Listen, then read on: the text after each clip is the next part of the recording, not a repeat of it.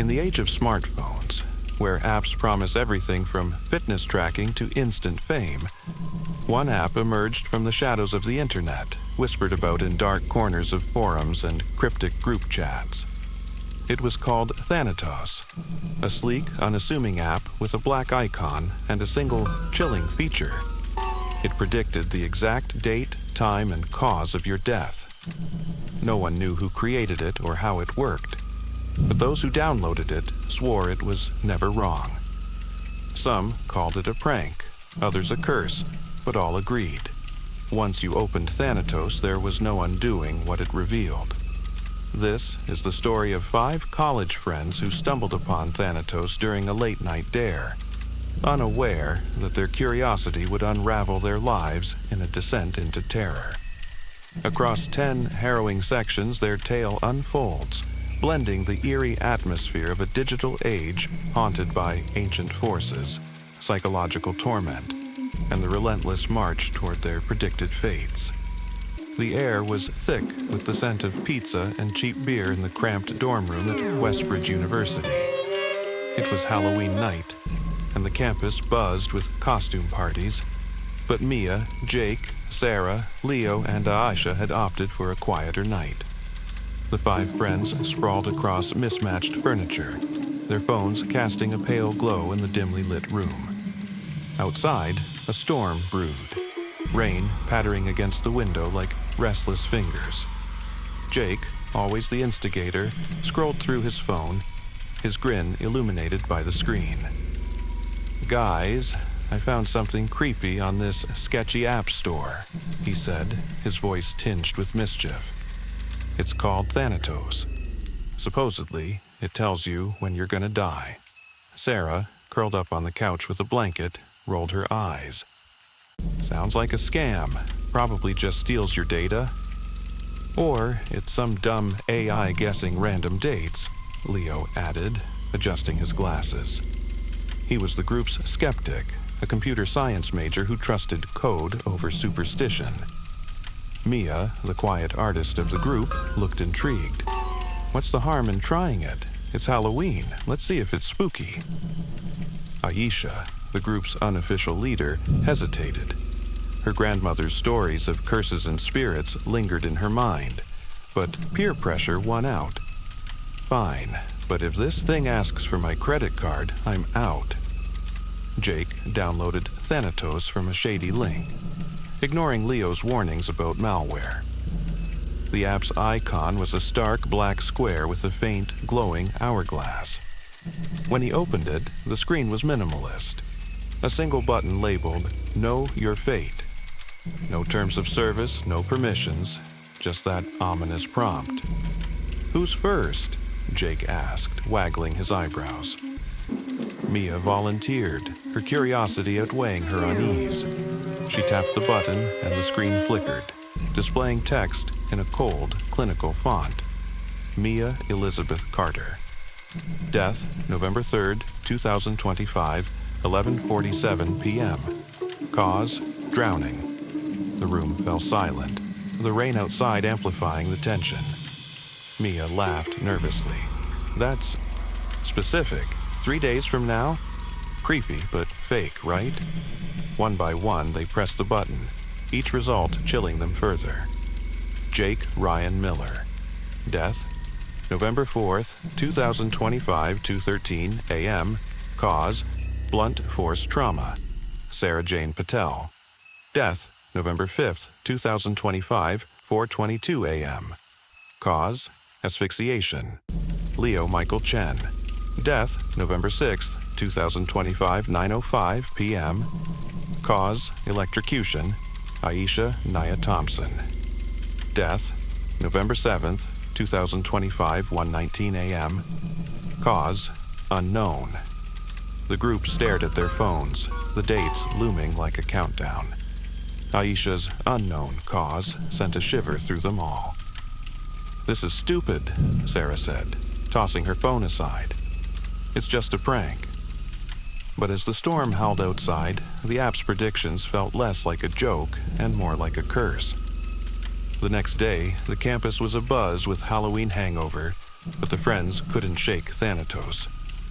Mia, usually calm, was distracted during her art class, sketching hourglasses absent-mindedly. Jake tried to laugh it off, but he kept checking his phone, the app still open. Sarah, ever practical, deleted Thanatos only to find it reinstalled itself overnight. Leo, determined to debunk it, ran scans on his phone, finding no trace of malware. Yet the app persisted, unremovable. Aisha, haunted by her grandmother's warnings about meddling with fate, researched Thanatos online. She found scattered posts on obscure forums, users claiming the app's predictions always came true. One post, from a now-deleted account, read, "Don't open it. It knows too much." The post was dated a year ago. The user's predicted death date matching the day they vanished from the internet. That evening, the group gathered at a campus cafe, the atmosphere tense. The cafe's dim lighting and the clatter of dishes did little to ease their nerves. Mia fidgeted with her coffee cup, her eyes darting to the window where rain streaked the glass. "I keep thinking about water," she admitted.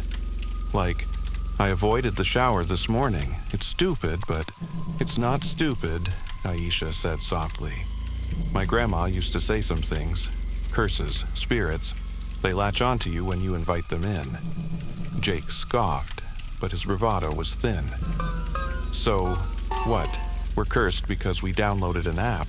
Come on." Leo, hunched over his laptop, frowned. "I tried reverse engineering the app. It's not hosted anywhere I can trace. No servers, no API calls. It's like it's running nowhere." A sudden crash made them jump. A waiter had dropped a tray of glasses. Water spilled across the floor, pooling near Mia's feet. She recoiled, her face pale. "I'm fine," she said, but her voice trembled. That night, Mia dreamt of a dark, endless ocean, her limbs heavy as she sank into its depths. November 3rd, 2025, dawned gray and oppressive. Mia's predicted death date. The friends agreed to stick together, canceling classes to keep an eye on her. They holed up in Aisha's apartment, a cozy space cluttered with books and candles. But the warmth couldn't dispel the dread. Mia was a wreck, jumping at every sound, a dripping faucet, the hum of the fridge. "I'm not going near water," she declared, refusing even a glass of juice. The others tried to keep things light, playing cards and watching dumb comedies, but the tension was palpable. As evening fell, a storm rolled in, worse than Halloween's. Thunder rattled the windows and the power flickered. Sarah checked her phone obsessively, her own date looming in 2 days. Jake, trying to distract everyone, suggested they investigate Thanatos further. Leo connected his laptop to a projector, displaying the app's code, or what little he could access. It was gibberish, a mix of languages he didn't recognize, interspersed with symbols that looked like ancient runes. At 11:30 p.m., Mia's panic peaked. "I can hear it," she whispered, clutching her head. "Water, it's everywhere." Aisha grabbed her hand. "It's just the rain. You're safe here." But at 11:45 p.m., the apartment's fire alarm blared. Confused, they checked for smoke. Nothing. Then the sprinklers activated, dousing the room in cold water. Mia screamed, scrambling for the door, but it wouldn't budge. The water rose impossibly fast, ankle-deep within seconds, though the apartment was on the 3rd floor. "Get her out!" Jake yelled, pounding on the door. Leo tried to disable the sprinklers, but the system was unresponsive. Sarah and Aisha dragged Mia to the window, but it was sealed shut, the glass unnaturally strong. At 11:47 p.m., Mia slipped on the wet floor, her head striking the coffee table. She gasped, choking as water seemed to pour from nowhere, filling her mouth. The friends watched in horror as she convulsed, her eyes wide with terror, before going still. The sprinklers stopped. The water vanished, leaving the floor dry. Mia was gone, her body cold. The app on her phone flickered, displaying a new message. Prediction fulfilled. The police ruled Mia's death a freak accident, citing a head injury and possible asphyxiation from a sudden asthma attack, though Mia had no history of asthma. The friends knew better. Thanatos had claimed its first victim, and Jake's date was next. Grief and fear fractured the group. Sarah withdrew, refusing to leave her dorm. Leo buried himself in research, desperate to crack the app's code. Aisha prayed, lighting candles and reciting protections her grandmother taught her. Jake, defiant, insisted they could beat it. "We just stay away from anything that could crush me," he said, avoiding construction sites and heavy objects. But Thanatos seemed to adapt. Jake's phone buzzed constantly with notifications from the app, each one a cryptic warning. "The wait is closer than you think." He deleted the app, smashed his phone, and got a new one, only for Thanatos to reappear, its icon pulsing like a heartbeat. On November 4th, the group gathered at Jake's frat house, hoping safety in numbers would help. The house was chaotic, filled with partygoers oblivious to their fear. Jake stayed on the ground floor, avoiding stairs and balconies. But as 2 a.m. approached, he grew agitated, pacing the crowded living room. At 2:10 a.m., a drunken frat brother stumbled, knocking over a massive bookshelf. Jake dove out of the way, heart pounding. But the danger wasn't the shelf. The ceiling above groaned, weakened by years of neglect and the storm's weight. At 2:13 a.m., a chandelier, 300 pounds of glass and metal, crashed down, crushing Jake's skull. The party erupted in screams. The app on Jake's shattered phone lit up. Prediction fulfilled. Sarah's date was November 5th, and she was unraveling. She locked herself in her dorm, taping the vents and stuffing towels under the door, convinced Thanatos would choke her. Aisha and Leo took shifts outside her room, pleading with her to let them in. But Sarah trusted no one, not even herself. She hadn't slept since Mia's death, her dreams plagued by visions of hands around her throat. Thanatos sent her messages now, each one more taunting. "You can't breathe if you don't trust." She tried to pray, to meditate, anything to calm her mind, but paranoia consumed her. Leo, meanwhile, hacked into university servers, searching for any trace of Thanatos' origins. He found a single lead, a defunct research project from the 1980s, funded by an unknown group, studying predictive algorithms and occult rituals. The project's lead doctor, Elias Varn, vanished after publishing a paper titled The Algorithm of Fate. Leo shared this with Aisha, who recognized the name Varn from her grandmother's stories, a man rumored to have bargained with dark forces. On November 5th, at 4 a.m., Sarah's dorm room went silent.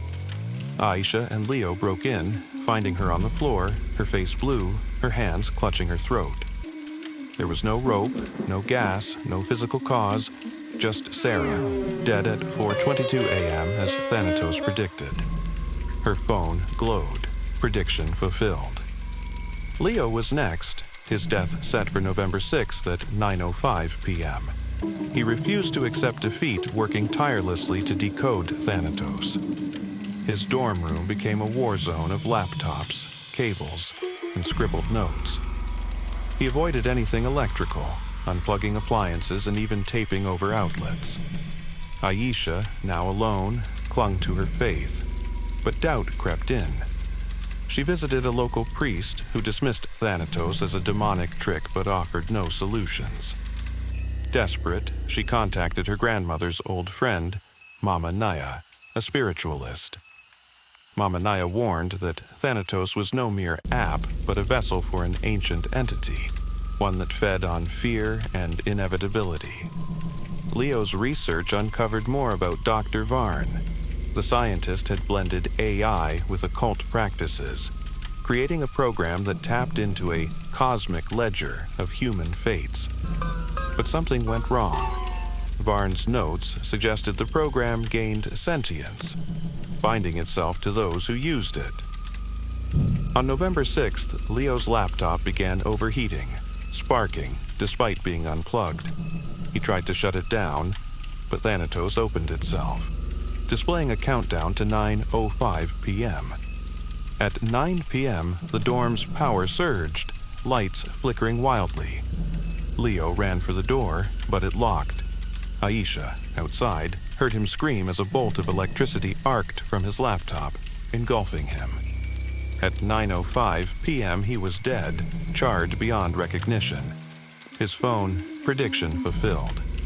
Aisha was alone, her death set for November 7th at 1:19 a.m. The unknown cause haunted her most. What could it mean? She returned to Mama Nia, who performed a ritual to ward off evil, but the old woman's face was grim. "This thing is older than apps, older than us," she said. "It's a reaper, cloaked in code." Aisha tried to destroy her phone, but Thanatos persisted, its icon appearing on every device she touched. She fled to a remote cabin her family owned, hoping isolation would protect her. The cabin was dark, the woods silent, but Thanatos' messages followed. "You cannot hide from what's written." As 1 a.m. approached, Aisha lit candles, reciting every prayer she knew. The air grew heavy, the shadows shifting unnaturally. Her phone vibrated, displaying a live feed of herself in the cabin, though no cameras were present.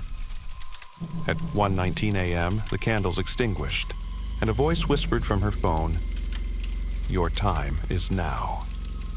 Aisha's heart stopped. She collapsed, her phone glowing. Prediction fulfilled. Days later, the campus mourned the 5 friends, their deaths labeled a tragic string of accidents. Thanatos vanished from their phones, leaving no trace. But whispers of the app spread, students daring each other to download it. Those who did found their fates sealed, the predictions always true. Online, Thanatos became a legend, its origins debated in dark corners of the internet. Some claimed it was Varn's creation, others a digital demon. No one could trace it, and those who tried often met their own predicted ends. A year later, a new group of students stumbled upon Thanatos. They laughed, called it a prank, and pressed the button. The cycle began anew, each death more horrific than the last. The app adapting to their fears, their lives, their mistakes. Thanatos was no app, not truly. It was a bridge, a conduit for something ancient and hungry, using technology to reach new prey. It thrived on curiosity, on the human need to know the unknown, and it would never stop. As long as there were phones, as long as there were dares, Thanatos would wait, its hourglass glowing, ready to claim the next soul. The tale of Thanatos is a warning, a modern ghost story for a digital age. It reminds us that some doors, once opened, cannot be closed. Mia, Jake, Sarah, Leo, and Aisha learned this too late, their lives snuffed out by a force they could neither understand nor escape. Thanatos lingers in the shadows of our devices, a curse disguised as code, waiting for the next curious soul to tap its button. Will you?